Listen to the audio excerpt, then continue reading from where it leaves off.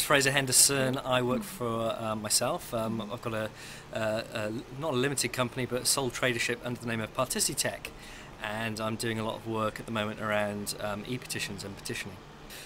We decided to dig into the idea of petitions and e-petitioning, looking at some of the technical aspects actually because of the type of crowd that we've got here today, sort of webby crowd. Something called the Local Democracy Economic Development and Construction Bill. Wow, that's a long word. Yeah, I don't know if there's a snappier title, but Yeah. I like to think of it as the Local Petitions Bill at the moment, which says that all local authorities have to have a petitioning scheme and a local e-petitioning system. So there's quite a duty at the moment, or there will be a duty on all local authorities to implement something very soon. Why is this important though? Why is it important? Well, petitions are one of those things where people will come. You know, it's like you build the tool and people will come. So it's got a long-standing history of being important in terms of making a difference. Petitioning is not new. E-petitioning is just a really smarter way of petitioning. Think about the benefits. There are a whole load of benefits around e-petitions, not least you get to find out what's going on, some feedback. But also there's this pre-petitioning phase, so it gives an opportunity for, say, local authorities to resolve a petition before it's even submitted. So, there's a lot of reasons why it's important.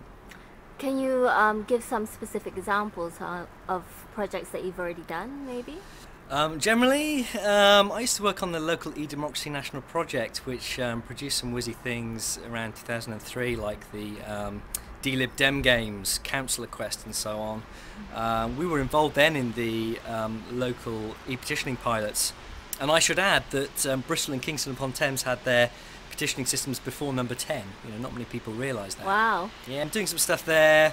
I'm working with the European Commission on some pilots in Europe around legislative processes, commenting on legislative texts, visualisation, sort of juicy European e-participation stuff. Okay. And last but not least, what was the most fruitful thing you got from the discussions? The most fruitful thing, probably those raspberry things.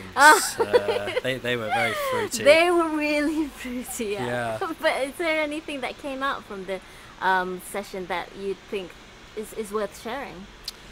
It's worth sharing. I'm always interested to learn about e-consultation. I went into a session there and we spoke about e-consultation and particularly take-up and response rates. I think I'd love to see more stakeholder databases. That's something that's really creeping up my agenda of importance. So, people telling or registering their interest in an issue to get alerted about a consultation. That fascinates me. I also think there's a lot of government bashing at the moment on blogs, and hopefully yours isn't one of them.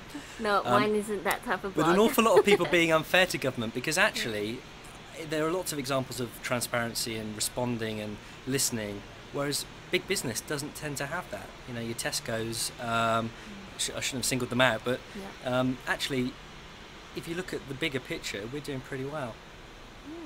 Okay, thank you very much, Fraser. Welcome. I hope to see you soon.